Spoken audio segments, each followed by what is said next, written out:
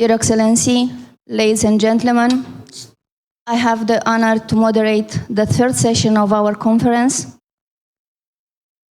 The title of our session is Regional Approaches Towards Reconciliation, Energy and Trade Corridors.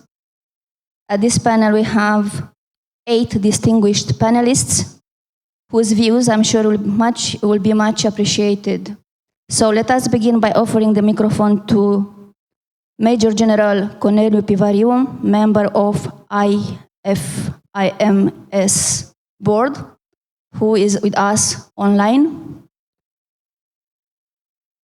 Mr. Pivariu, you have the floor for the next 7, maximum 8 minutes. Thank you so much.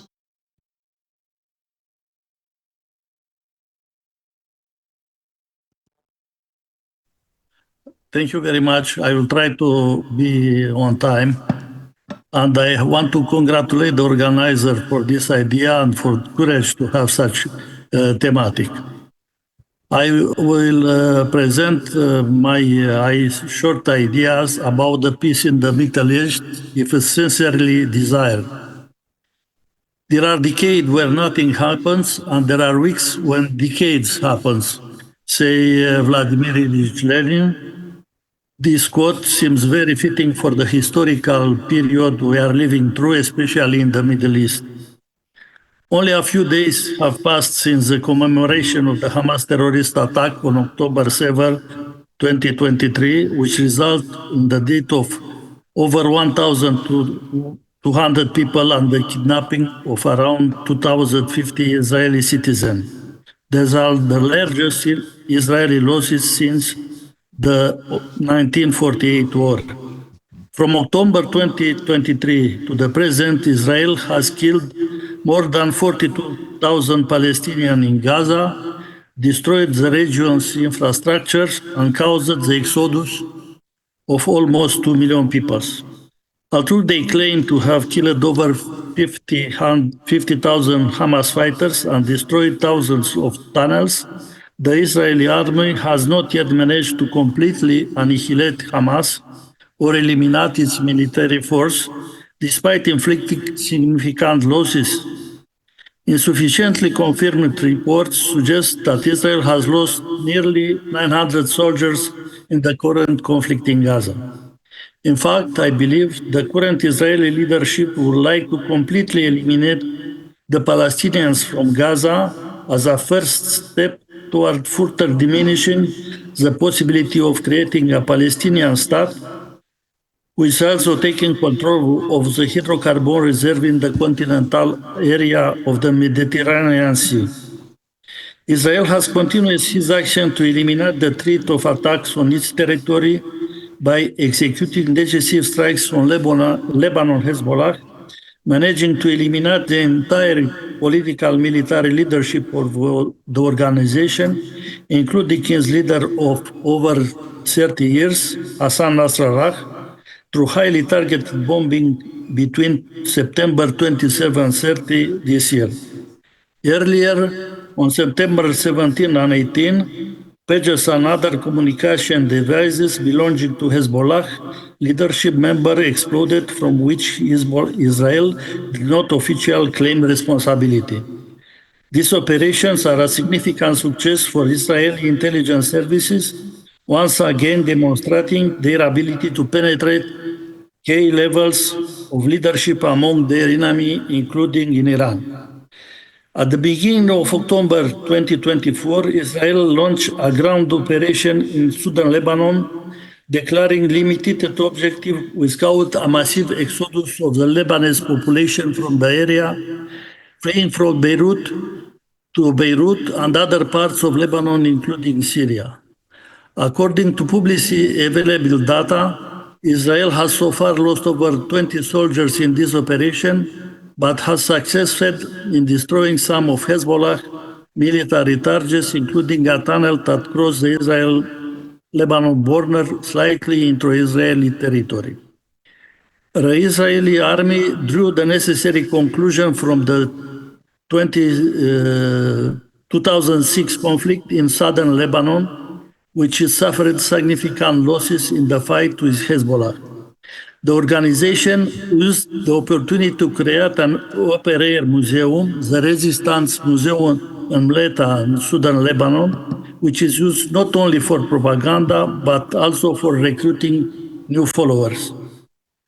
However, we cannot forget that in 1982, Israel troops reached Beirut, but this does not mean it could eliminate the threat from its northern border. As a result, the Israeli leadership should be more creative and find a solution other than a military one. With military eliminating Hamas from Gaza may appear to be an almost completed objective, I believe that eliminating Hezbollah from Lebanon is an unrealistic goal, and the Israeli leadership should certainly know this, despite Prime Minister recent appeal to the Lebanese. I tell you, Lebanese people, free your country from Hezbollah, so this war can end. Hezbollah is deeply involved in Lebanon political and social life. It holds about 10% of parliament seats, and his number will likely be higher if the confessional political system did not exist in Lebanon. Along with the Amal movement, it is the main political force in southern Lebanon. Hezbollah has developed a social policy that has gained and continued to secure the support of a large portion of Lebanon Shia population. Iran's financial support for Hezbollah, apart from military aid, is estimated at around $900 million annually. We are approaching the 100th anniversary of the creation of the State of Israel, a period during which we have witnessed various military conflicts in the Middle East, none of which have led to lasting peace in the region. Ending the Israeli-Palestinian conflict, one of the main causes of the war in the area, can be achieved through the two-state solution. Even this option seems increasingly unfeasible in Israel, and despite all difficulty in adopting such solution. Is the normalization of relations between Saudi Arabia and Israel a step toward resolving the Israeli-Palestinian conflict? Very likely to not like it at all. Such hope is a misunderstanding of how things unfold in Middle East and a disregard for history. We are at the point where a possible escalation of war between Israel and Iran looms with dangers not only for peace and stability in the Middle East, but also with the potential to spread through the intersection with the war in Ukraine and other events that could be triggered by state and supranational force towards a third world war, which many authors believe has already begun. Who want peace? Most likely many of those who don't hold political military decision-making power. Why has peace not been achieved? The answers are many and complex. Each of those who have a deep understanding of the region and international affairs can formulate their own opinions. Thank you very much.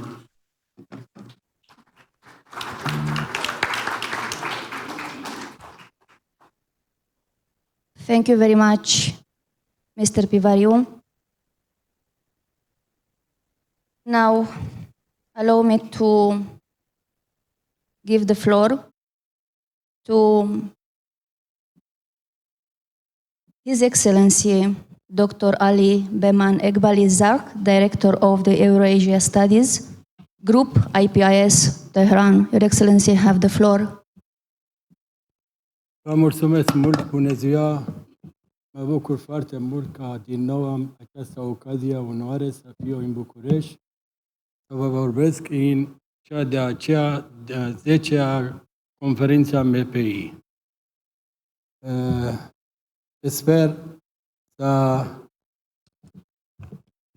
Sper să ne înțelegem mai bine, să avem răbdare și în același timp toleranța când avem schimburi de idei, dialoguri, pentru că în sfârșitul zilei noi toți suntem oameni și trebuie să ne înțelegem cât mai bine. Good afternoon. great pleasure for me to be here and to speak for, I don't know, 5 or years again in this conference. But before beginning my important or the principle of presentation, I would like to mention when we are discussing some international issues, crisis, or movement in the world in 21st century, we should take in consideration the importance of growth of technology, the mobile, the let's say IA, and different, let's say, important factor that has very direct influence in what happened in the world. Let me only mention one of my experience here. In '85, when we were here and we wanted to talk to Iran, we obliged to go to the, let's say, post office in the early morning to write our name for having a chance to speak in Iran at, let's say, afternoon at 4 to 6 o'clock. And between 4 to 6 o'clock, we went to the post office and operator asked, Mr. Iqbali, go to cabin number 9. And after 2-3 minutes, oh, sorry, the connection was failed. And for second time, because we have had chance, our operator offer the chance to any, let's say, people 3 times. If succeed, good. If no, would come a new day. And for second time, when operator tried, and okay, now you have connection, but nobody answered from Iran. And for the third time, you have connection, and when you are talking, hello, I am talking from Bucharest. Oh, I haven't your voice. And after 1 minute, you have no any connection. But now we are talking here, and at the same time, the people around the world have the possibility to benefit these important conferences online, by voices, by picture, by, let's say, I think this is very important factor and another important factor is the speed of movement, the crisis. If we go back to early 70, 80, 90, in 21st century, in every 1 decade, we have had one important political earthquake. For instance, in 79, we have had the victory of Islamic Revolution. In 19, we have had collapse of communism. In 2000, we have the occupation of Iraq. In 2011, we have had 9/11. But after maybe 2014, in every year, in every season, we have had a new crisis. And the third important factor is the connectivity or the influence of crisis with another crisis. When we compare, or we are talking regarding the Ukraine crisis, but it is not a dispute between Ukraine and Russia. This crisis affected not only the region around the Black Sea, affected Middle East, affected Turkey, affected Euro-Atlantic access. This is very important factor I wanted to mention. And regarding the importance of corridors, of course, all of us, we know very well the importance of corridors, because the possibility of transit of energy and goods, as increasing the speed of technology. At the same time, people are waiting to have the shortest way, let's say with most speed, time to have their goods, to have their energy. And because of that, in last decade, we have seen many intention or many effort, many approach to creating different corridor from east to west, from north to south, Trans-Caspian corridors, FAV, Turkey corridors, and Persian Gulf corridors to Mediterranean, and many other corridors, and some corridors in South Caucasus. This is very important because every country tries to have more important sharing and role in any of these corridors. Of course, if we are looking for the different corridors, we can say there are three approaches regarding any corridors. First would be cooperation. Second, convergence, and the third, competition. But what we are seeing in last times, I think we can say or we can discuss regarding the competition of corridors. And sometimes people are speaking on war or battle on corridors. Every country are trying to have more, let's say, role in different corridors. Of course, mainly after 2010 and maybe some years later, mainly after 2021, some countries are trying to benefit sanction on Russia and to benefit creating different corridors to exporting energy of Russia in around all the world, and at the same time to provide the necessity goods of Russia. Of course, in this context, Islamic Republic of Iran, with its geographical position, having 15 neighbors, having at the same time rich resources of petrol and gas, and at the same time having good access on Persian Gulf country, and at the same time on Caspian Sea, have enough potential to play important role in creating and in facilitating, providing the energy and exchange of the good, mainly for Europe. Because as you know, traditionally and historically, the main provider of energy of Europe was a Middle East country, and especially Iran was one of the important countries to providing petrol and gas to Europe. Maybe you heard one of the important petrochemical complex of Romania in Constanța was made on Iranian petrol characteristic.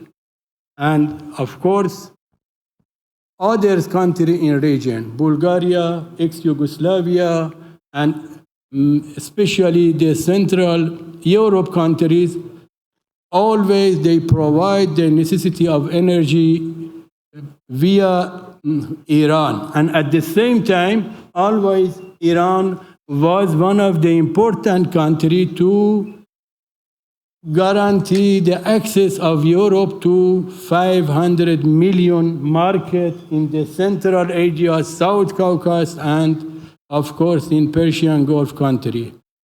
We have many other issues, but I would like to respect the time. Thank you for your kind attention, and I am ready to answer any of your questions. Thank you again. Thank you so much, Your Excellency. Unfortunately, we are pressed by the time, so we have to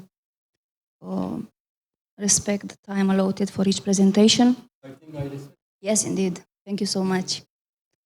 Please allow me to give the floor to Professor Erzsébet Rózsa, our colleague from Hungary. She is professor at the National University of Public Service, Ludovica, Budapest. Professor, you have the floor. If you don't mind, I will remain seated. And first of all, thanks a lot for MEPEI and also personally to Flavius and also Liviu Mureșan, old friends, and also the organizations for inviting me. Since so many things have been said before today, therefore, I would like just to make 3 points. And I have no written text, just notes.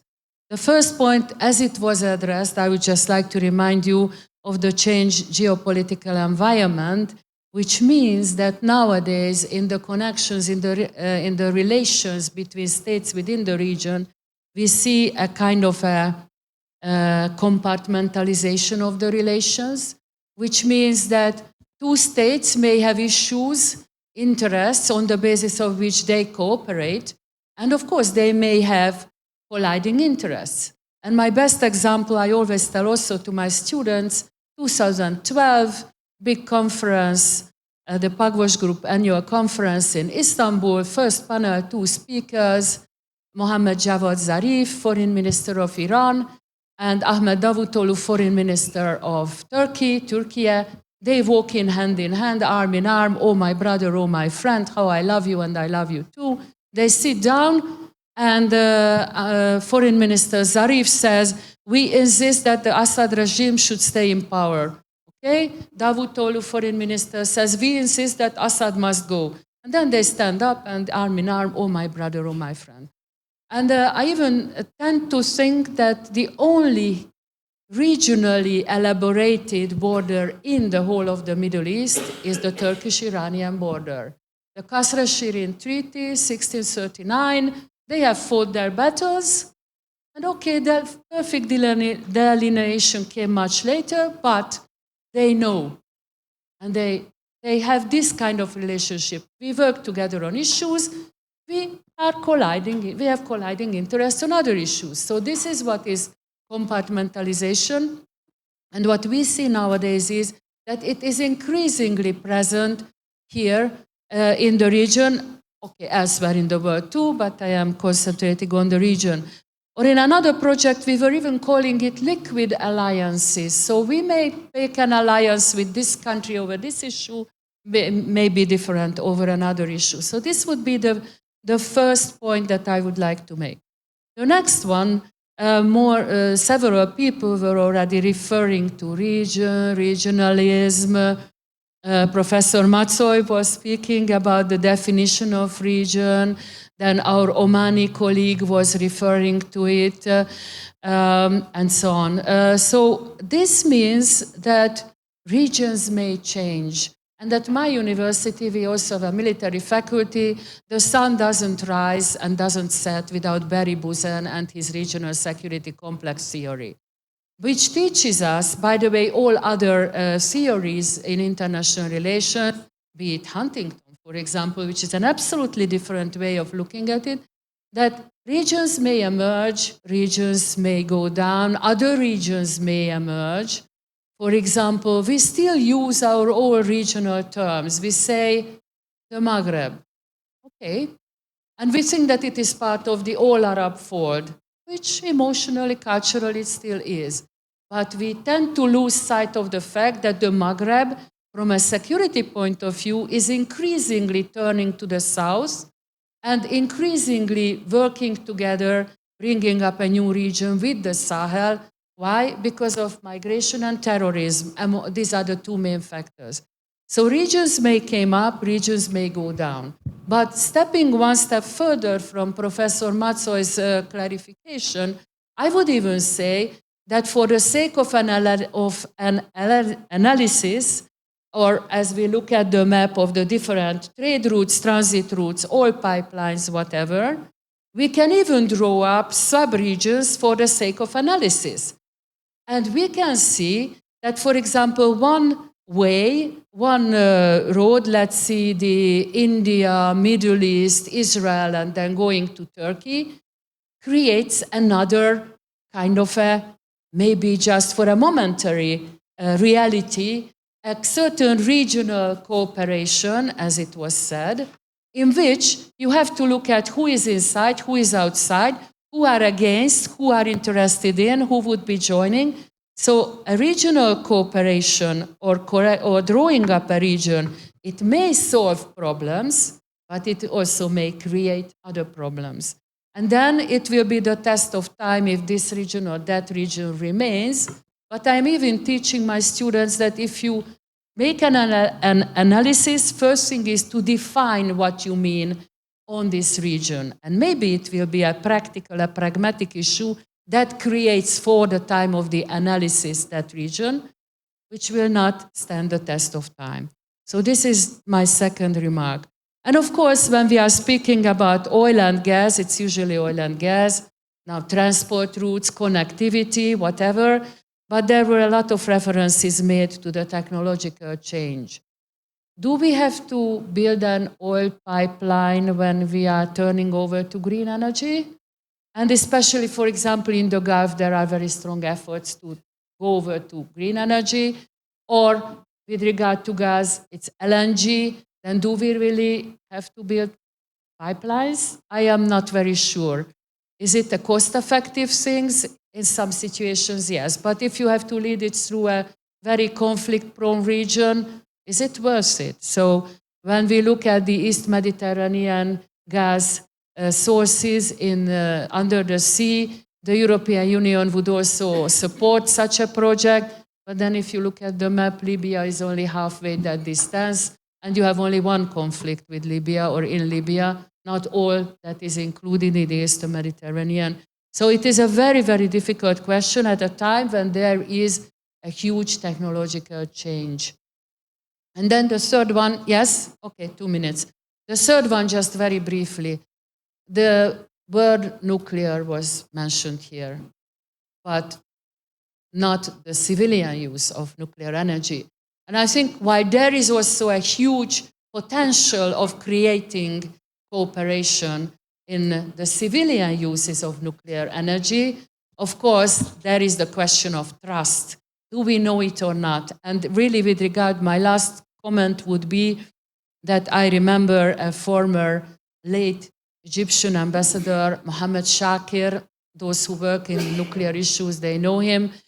He was one who presented the idea that was raised by one or the other research institutes from the Arab side of the Persian Gulf, saying that why not try to go for a joint nuclear fuel cycle? Why not try to go for a joint uranium enrichment? At this moment, it seems impossible. It's the question of trust. But imagine if there could be a cooperation. What better inspection and control over it? I remember it was also raised several years ago with regard to the Arab states and Iran. So I would leave it at that, and thank you so much for your attention.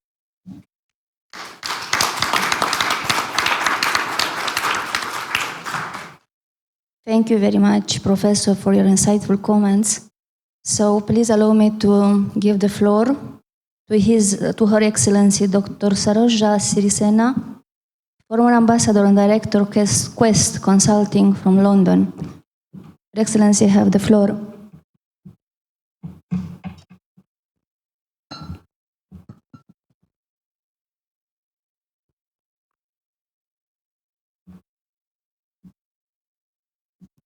Thank you. Good afternoon, everyone.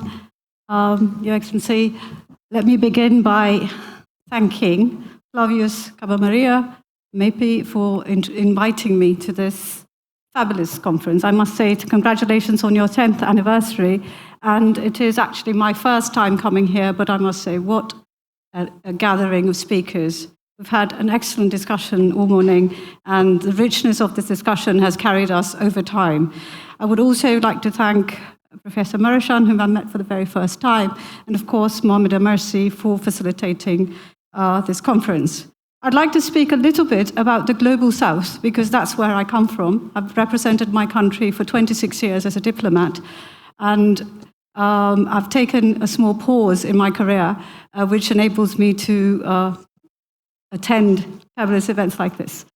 And in diplomacy, I think we have many facets of the world, and as much as we have spoken about the imminent crises that we're facing in the world, perhaps there are other crises that could potentially happen if we don't address them adequately. The Global South, as has been said before, is not a monolith, but we have background which draws us together in terms of some positive, some negative values. First, most of these countries emerged from colonial rule to independence in the first or second half of the 20th century, or the end of the first half of the 20th century, and also have a similar economic development, or the lack thereof. And most of these countries, for good or bad, are democracies and have continued to embrace democracy. But the lack of economic development and the continued non-addressal of this issue has made it increasingly difficult for these countries to remain democracies, as you may have seen in my own country a few years ago, and also other countries in the region, where duly elected governments have been toppled because of serious economic problems. So, as much as we have been offered lofty ideals from our so-called development partners, we haven't had concrete means of addressing such. So perhaps the advent of the Belt and Road Initiative has given a wake-up call to the world. In 2013, when the China-led Belt and Road Initiative came about, and a large number of countries of the South signed up for it, I think other countries, other traditional development partners, eventually stopped posturing and decided to address that we had legitimate concerns of development. And we were unable, the Global South stood by and watched the globalizing world, the success stories of globalizing world, and also the prosperity that the Western nations reaped, the citizens of the Western nations reaped. And we were somehow unable to participate fully due to the lack of economic development, lack of access to markets, and a huge problem which we were unable to address on our own was the infrastructure deficit. So however much we participated in the development of our own country, we were not able to adequately address the infrastructure deficit, which the BRI hoped to address.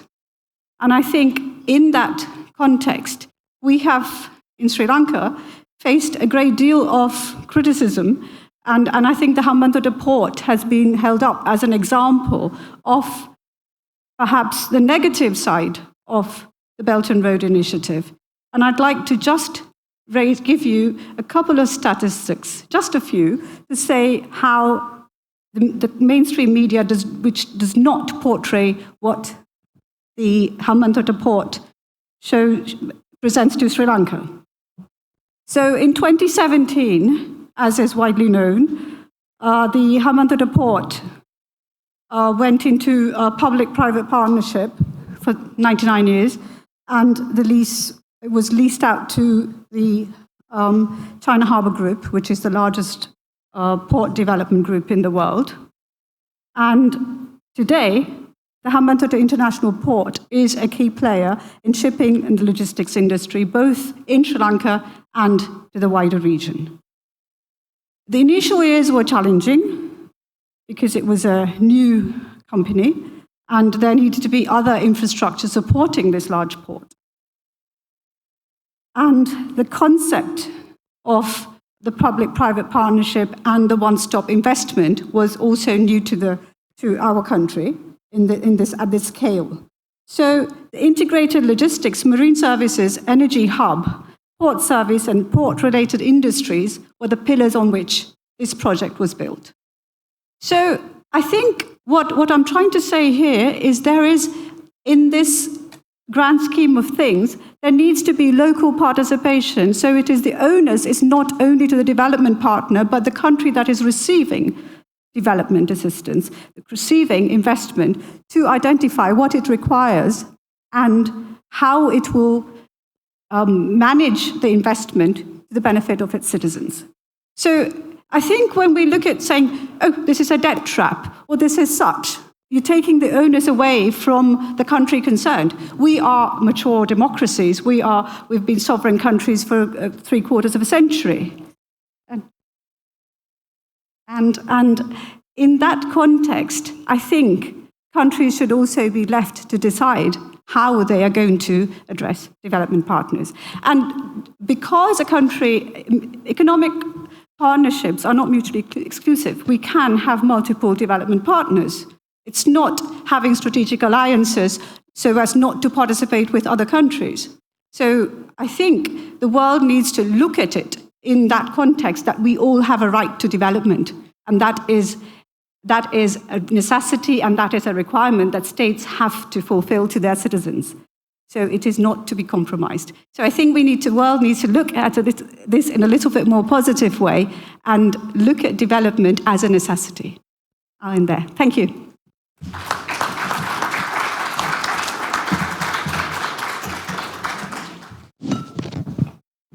Thank you, Your Excellency, for your powerful message. Please allow me now to give the floor to Dr. Kawa Hassan, non-resident fellow MENA program from Stimson Center, Netherlands, Belgium, or Iraq? All of them, okay. So you have the floor, Dr. Kawa. Thank you so much. Good afternoon, and also I'd like to extend a word of thanks to organizers, to MEPI, to Flavius, and all other partners. Very nice to be here. So I'd like briefly to focus on a probably fairly unknown connectivity project, and that is Iraq's Development Road Project, which was announced by Prime Minister Mohammed Shia Soudani. And you know, like, just to briefly focus about its potential, but also the challenges it's facing, and also to say a few words later on about the impact of October 7 on connectivity ideas in the region going forward.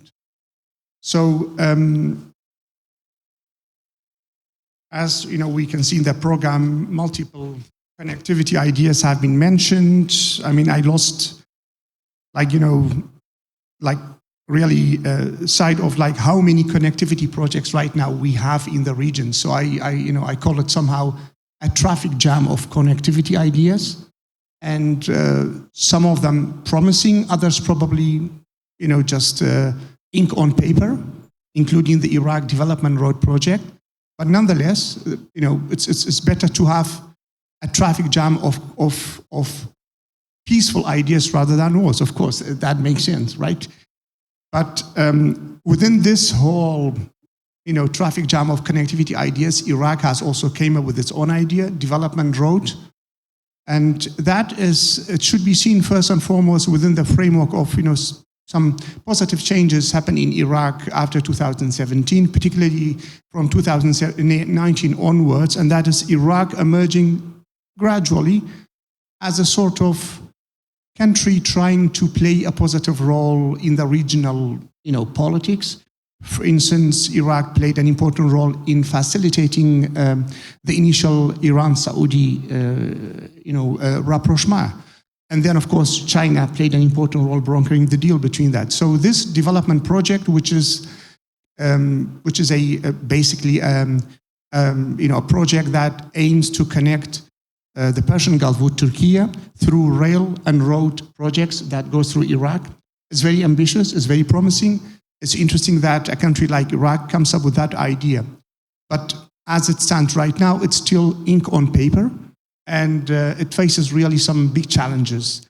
The first challenge is internal. Iraq's fragmented political system means that there is no overall consensus about this particular project. So the key political players, they are not reading from the same Excel sheet, if you like.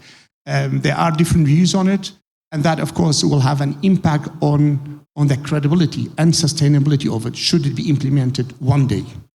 Second, it creates competition with other connectivity ideas in the region. And yes, Iraq right now, since 2019, has emerged as what I call as a kind of, a country with a relative agency, having diplomatic agency, mediating between Iran and Saudi Arabia, between Iran and Egypt, Iran and Jordan. It's a very interesting, role for Iraq to play, but it remains a very fragile agency. And with it, this whole idea of the development road will remain very fragile. So first is the internal challenges. Second, regional challenges, because it will be competing with other projects and with the neighboring countries, with Iran, with some other countries. And it remains to be seen how these regional countries with these projects will react to this particular project if it comes to fruition. And third, the issue of lack of institutionalized policy within Iraq to go ahead with this project. So right now we have a government headed by Prime Minister Mohammed Shia Sudani, who's very supportive, who came up with the idea. But since by and large politics in Iraq, and particularly foreign policy and development policies, are not institutionalized, it means that the fate of this project, even though it's still on paper, is unknown if a new government will come to power.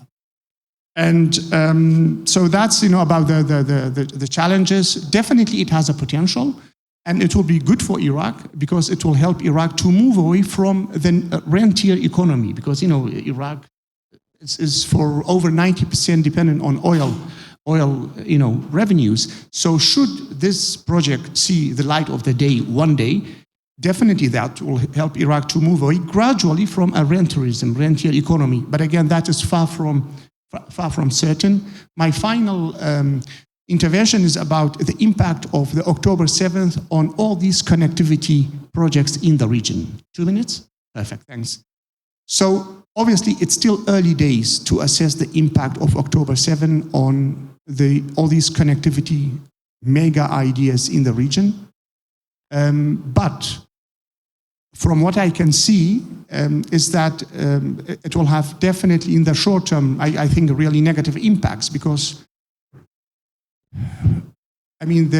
what is being perceived right now, talked about the so-called the day after in Gaza, and then also the day after for Lebanon, but also for other countries in the region. It's what I call a dystopian day after, because Gaza will become, at least in the short to mid-term, what has been called by Nathan Brown, a very renowned Palestinian, expert on Palestine, American expert. He calls it that at some point Gaza will become a super refugee camp, which is surrounded by Israeli army, and that will be the reality for the going forward. No matter how strong rhetoric is there for Palestinian issue, that will be a fact. Lebanon will lie in ruins. We are at the start of a long war. We are at the start of a new war, an uncharted territory, new territory, where also proxy wars will see the limitations of it. Because right now, the conflict between Iran and Israel is not about who is right, who is wrong, has entered a new phase, and that is direct war. And again, we are at the start of it. And an expert called it the ballistic missile ping pong. And this ballistic missile ping pong will have really serious implications for the region, because you need only 1 or 2 missiles to go completely wrong, and then we will be in a different place. So I have some more interventions, but I will leave it there. Thanks.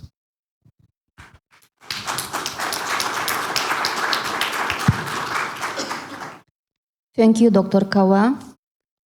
Please allow me now to hand the floor. Actually, we have a pre-recorded video message on behalf of, we're going to listen Professor Farideh Muhammad Alipur from Iran, Faculty of Law and Political Science, Razam University, Tehran.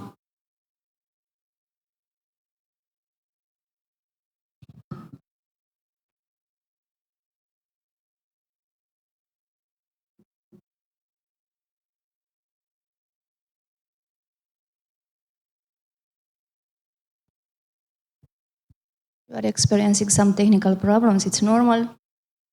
So,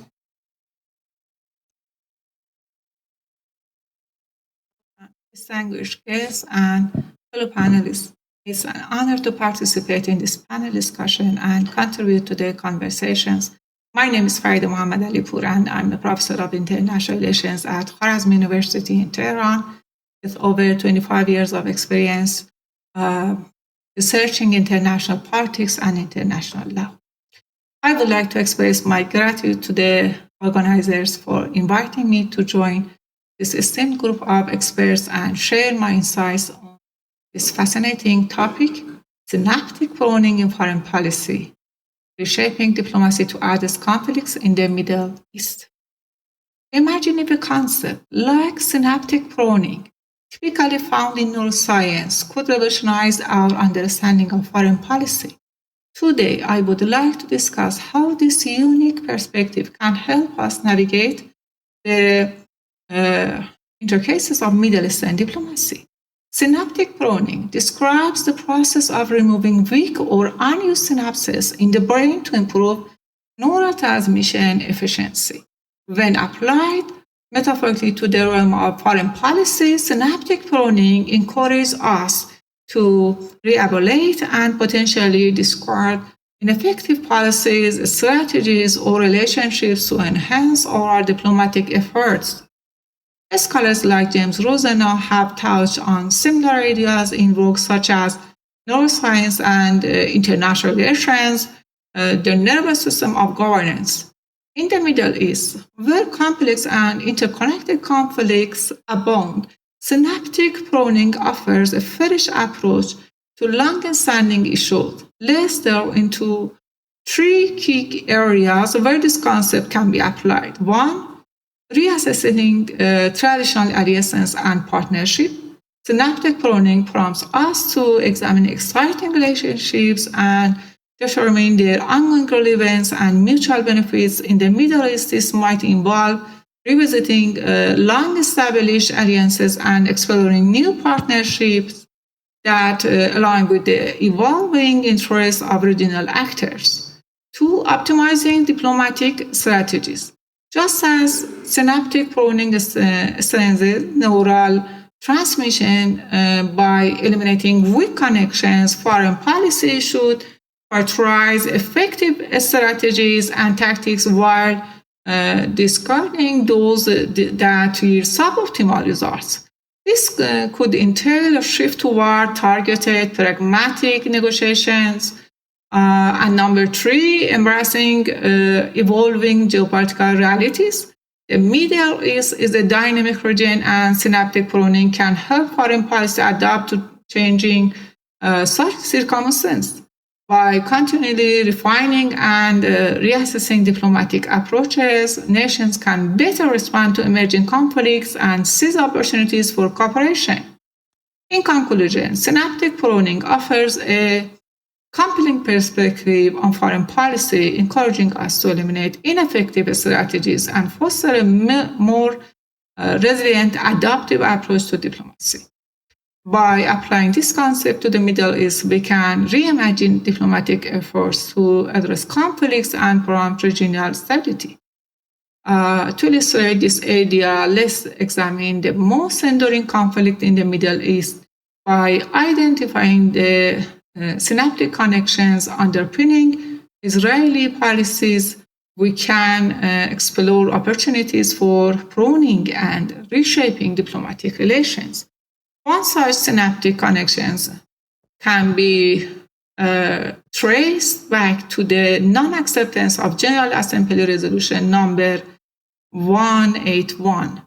In the debate surrounding UN Resolution 273 in 1949 concerning Israel's admittance to the UN, El Salvador's representative inquired, I wish to ask the representative of Israel whether he is authorized by his government to assure the committee that the State of Israel will do everything in its power to cooperate with the United Nations in order to put into effect one, the General Assembly Resolution 181 on the internationalization of the city of Jerusalem and the surrounding area, and to the Resolution 194 on the repatriation of the refugees. Iban replied, I can give an unqualified affirmative answer to the second question as to whether we will cooperate with the organs of the United Nations with all the means at our disposal in the fulfillment of the resolution concerning refugees. The second synopsis involves not accepting the return of refugees to Israel. Yet no significant action has been taken thus far. The third synopsis concerns the ongoing land occupation that began after 19. Hello everyone, distinguished guests and fellow panelists. Thank you so much.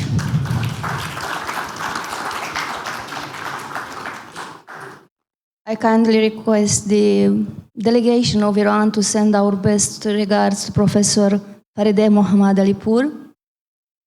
And now allow me to give the floor to Ms. Desiree Casters, Project Manager from Center for Applied Research and Partnership with Orient, Bonn, Germany.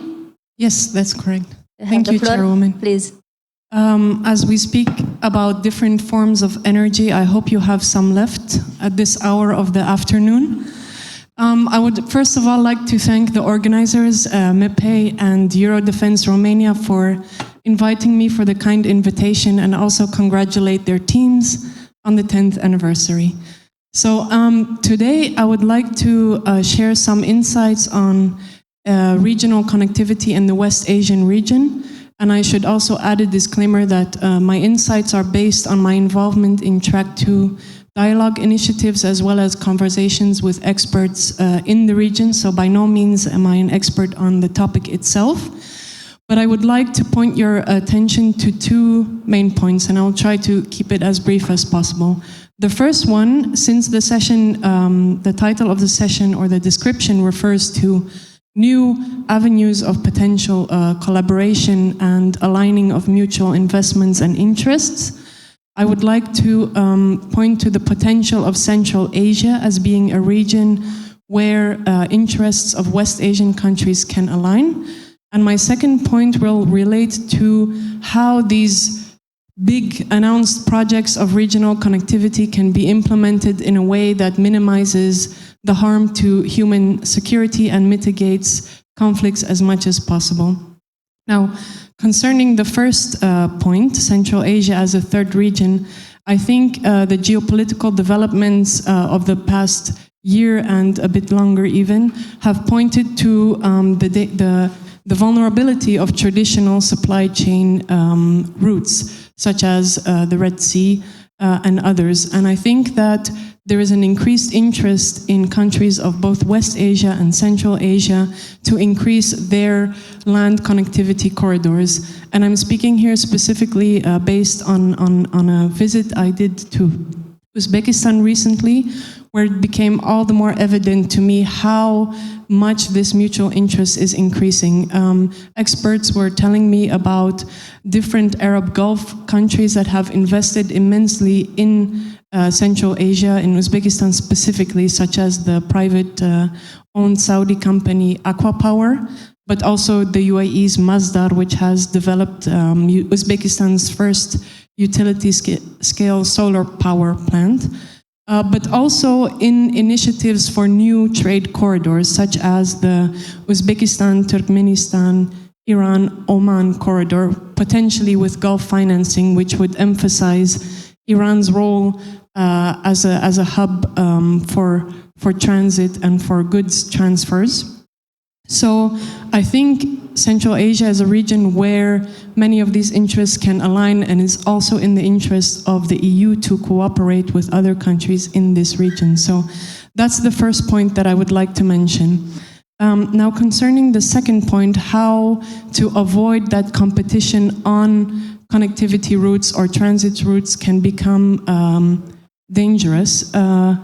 I think that in this case, I believe that economic connectivity is not necessarily a guarantee for security. Therefore, I think that there are two key words that we must take into account when developing these announced projects, among them IMAC, but also the project that Kawa referred to. One is inclusivity, and the other is developing them in parallel to trust-building mechanisms. So when it comes to inclusivity, originally I had written down that inclusivity should entail both stakeholders as well as topics that are included when developing these projects. And with stakeholders, I mean the ability to mitigate tensions between participating countries in certain connectivity projects. Looking at IMAC, it can be, for example, Israel and Jordan, both members of this initiative. An inability to mitigate these internal tensions will lead to the project not being implemented in an optimal manner. But stakeholder inclusivity also means neighboring countries. Think of the Strait of Hormuz or the Mediterranean. And the second, inclusivity on the dimension of topics. I'm referring here specifically to topics that relate to human security mainly, because we have been talking a lot on the state level, but I think it's important to take into account what kind of consequences such big projects can have on the people or community level. Human security, I'm referring here to the security of peoples and communities. And these big connectivity projects can have, for example, serious environmental consequences. So I believe that in developing and implementing these topics, this should also be included. And third, inspired by what my esteemed colleagues have said during the panel, inclusivity should also mean that there is a kind of coordination between the different connectivity projects that are being implemented to make sure that IMAC, for example, is not in competition with a development road initiative. And inclusivity can be a bit wishy-washy. I understand that it's difficult to kind of grasp what it means and how to practice it. But being a practitioner of track to diplomacy, I believe that this could be one of the potential ways to secure inclusivity too. By, in parallel to implementing these projects, having working groups on the track 1.5 or track 2 level that are cross-regional and can make sure that there is a community of experts who stays in communication whatever the political tensions are and who can voice concerns around human security to the relevant stakeholders. I think I would have 1 minute just to conclude. So I think regional cooperation is challenged in the West Asian region, but I think the push to cooperation is stronger than the challenges that it is facing. But I think that it is important that regional cooperation through connectivity projects should be done in a way that minimizes harm to human security. Thank you very much.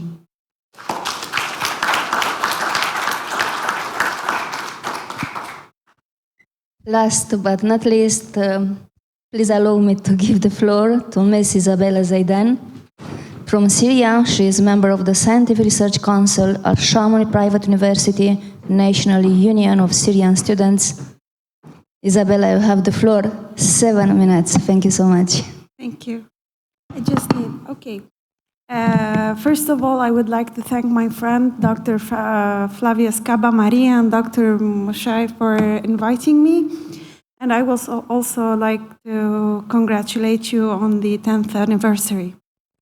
It was really interesting when I heard all my friends talking about the track to diplomacy and the potentials for development and infrastructure and all. It would be difficult while the discourse of some political leaders are still aiming into war and more insecurity.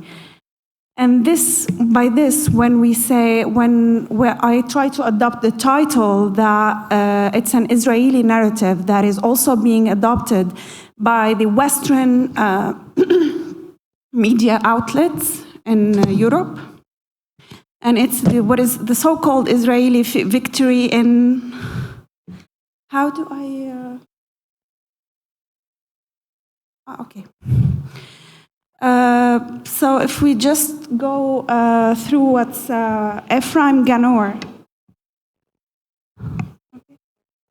Ephraim Ganor said, there is no place for the word or the concept of victory in this war. The victory Netanyahu is talking about is costly one. For those who still believe in the ultimate victory, they better see the facts themselves with their own eyes. This is Ephraim Ganor in Ma'arif newspaper, Israel. Yeah. So here, we're just trying, it's really difficult to try to build a route for, economic routes or routes for development or building infrastructure, while some political or the so-called political leaders in the region are still adopting the language of war. And I was here a year ago, and I mentioned something about an article that is written by Netanyahu himself when he said, the battle of the civilization against barbarianism. And by barbarianism, he's talking about the powers that are not in favor of Israel in the region. And that's in itself, as an article written in Washington Post, it was a call of war, and it was also favored by this media outlet in media outlet in the US. So if we go to the fact that the illusion of victory,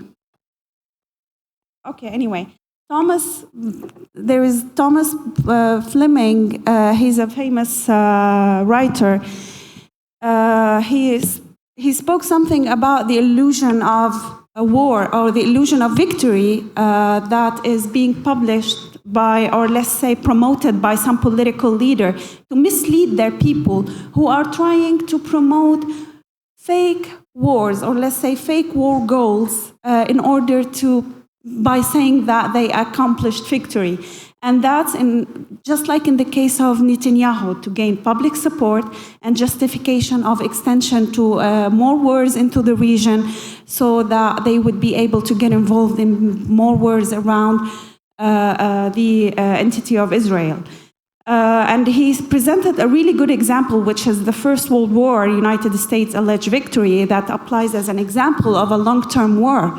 Because how was Wilson, the president, Edward Wilson, the American president back then, how would he justify the death tolls and the losses that America has suffered from in order just not to call to gain victory?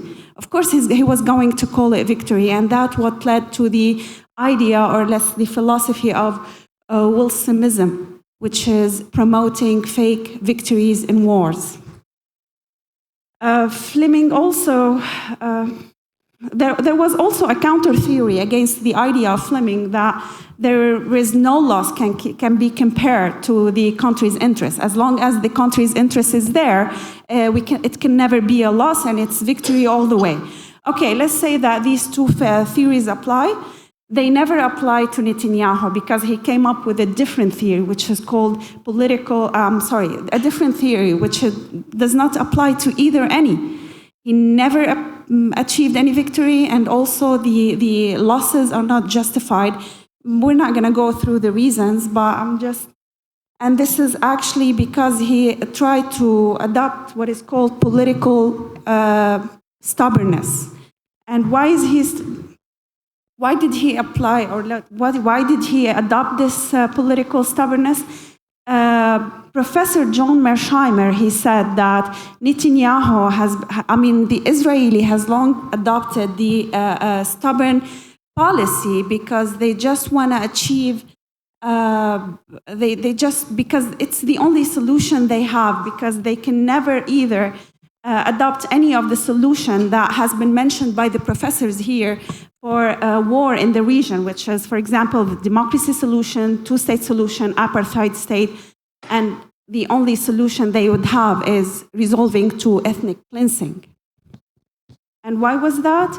I'm not here to give any history classes, but if we go through the map history, how the Palestinian territories and the Jewish territories, Palestinian including like Arab, Muslim, and Christian, and Jewish Israeli territories, how it developed. And after 1967, regardless of the occupied Syrian Golan Heights and the southern of Gaza, we would see like the people, or let's say the population of Israel is 7.2 million, and the population of the Palestinians, Christian and Muslim, is 7.3. And with that, if they were going to apply any kind of democracy solution, it wouldn't work out for the Israelis, because then they would have to, for example, to return the refugees or the Palestinian diaspora ever since 1948, and that wouldn't work out for Israel. So it's, for them, it would be impossible to apply democracy. Also, for the idea of the two-state solution, it would be impossible because none the Jewish nor the Palestinians, they both believe that their land is there. And if we would listen to the Israelis politicians, they would keep saying that they want more lands, whether in the Golan Heights. Some of them just today were talking about getting some cities, including Damascus, Beirut. So it wouldn't work out, and so they would only resort to ethnic cleansing. And here, it wouldn't work out for any kind of development or. And why would they do that? Because it would be impossible for them to eradicate an entity like Hamas. I'm not saying that, it's the media outlets. Why am I saying all that? It's very simple, because adopting this kind of discourse, it's not being adopted only by Netanyahu. This kind of discourse is being adopted by main media outlet, whether in the West or whether in the Eastern, unfortunately in the Middle East. So we need to focus that in order for us to have peace, we should stop adopting the discourse that would prepare the region for the war. And this is a language that has been adopted by the West and by the world. By the world ever since the start of Israel, ever since when they said that they're a land with no people for people with no land. That's an ethnic cleansing project. And with the existence of, as a linguist, as a discourse analyst, with the existence of such language, it wouldn't work. Like any kind of a development project, any kind of building infrastructure, it wouldn't work just simple as that, because it is preparing the region for a new war, and that would be risking any kind of development and infrastructure project in the region. Thank you so much.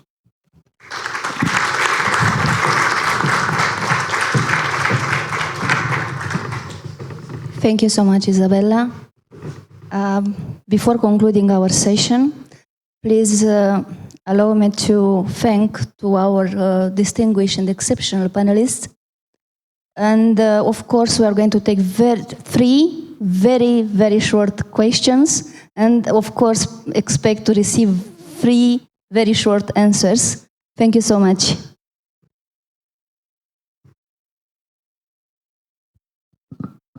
Thank you. Paul Miric is my name, and I'm discussing the name of Romanian Confederation from our industry. I have a simple question. Actually, there is a real possibility to develop some business with the country under the sanctions, having in mind that, according to the sanction, it's forbidden to for the banks to accept any transaction to, from, or in connection with the respective countries.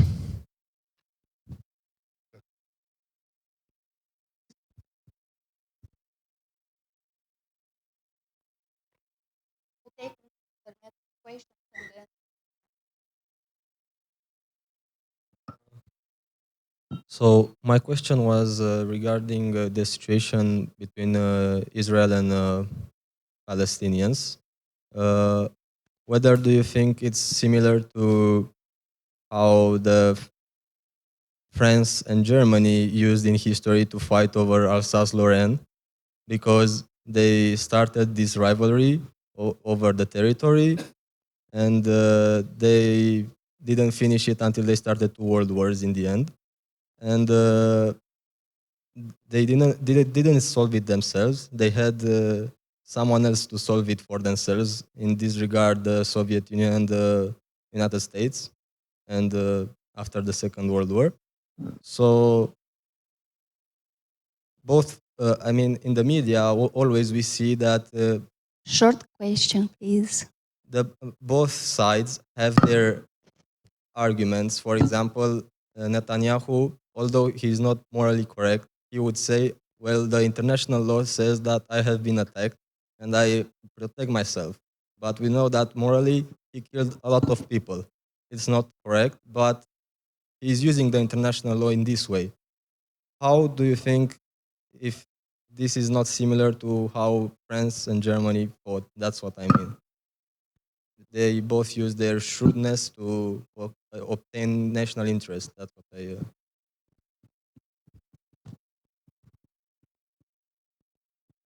So it means that we have only two questions. Who wants to take the first one related to sanctions and business in the countries with under sanctions? From the panelists? Short opinion on that? Regarding the sanction, of course, it is not a new movement in the world.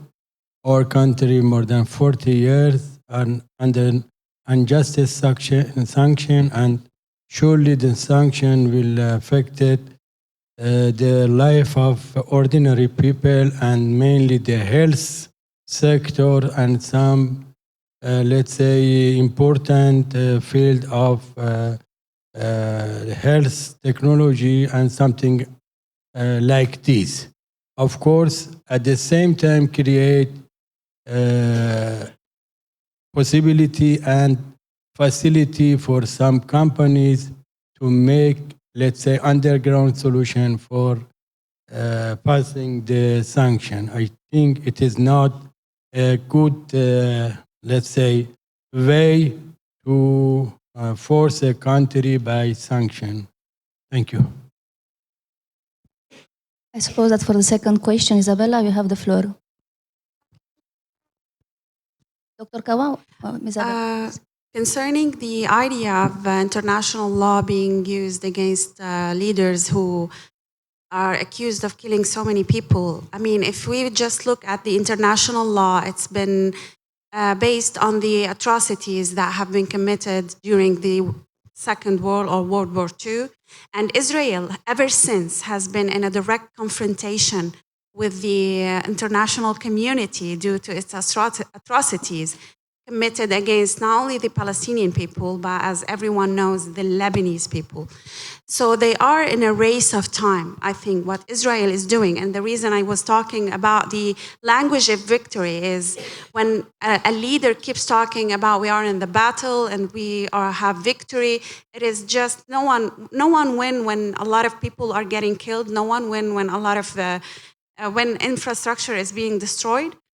But the reason they are using this language is just because they are preparing the region for a war because they are in a race of time. As I said, the only thing that they can do is resolving to ethnic cleansing. That's their only way because they want to take more land, and for that they need less people. And other than that, it wouldn't work out for them not to use not track. I'm sorry, with all due respect to what the professors has said concerning track to diplomacy, development, infrastructure, projects. It's not going to work. Thank you so much, Isabella. Because none of the two peoples are accepting each other. However, for the Israelis, it's only ethnic cleansing. When it comes to the Palestinians, they just want to live in their lands in peace. Thank you so much, Isabella. Before concluding, and please give a round of applause to our panelists. And of course, one moment. I'm sorry, Dr. Kawa, please. Just very briefly, I think given the magnitude of what's happening right now and the seismic impact of October 7th, we are all desperate to look for similar cases where we can gain some hope. I agree with you about the importance of the German-French relations. I'm afraid in this case is not applicable because the situation is completely different. We are talking about an occupied land, and we are not talking about two sovereign countries, two sovereign states. It's different. Having said that, all wars come to an end, including this one as well. One day there will be peace, and this is not a, I'm not a, a religious belief. It will come to an end. But for that, we need first a new Israeli government. We need new international leadership to play a role. And I think here, the Saudi-led initiative to establish a Palestinian state probably is the only game in town where incentives could be provided to Israelis, not this government, Israelis, that you are, you will be accepted if you accept a Palestinian state. There is no other solution. A lot of blood will be shed until we get there, but that is right now the only game in town. Thank you so much. And my advice as a moderator and a specialist, we are talking about trade corridors and pipelines. We should not forget about the Nord Stream pipeline sabotage. And also as a lesson learned, of course, and also about the fact that at this point, at this moment, in the Sahel region and close to the Central Asia, there are incubators that are preparing future terrorists, extremists, and of course mercenaries. Thank you so much.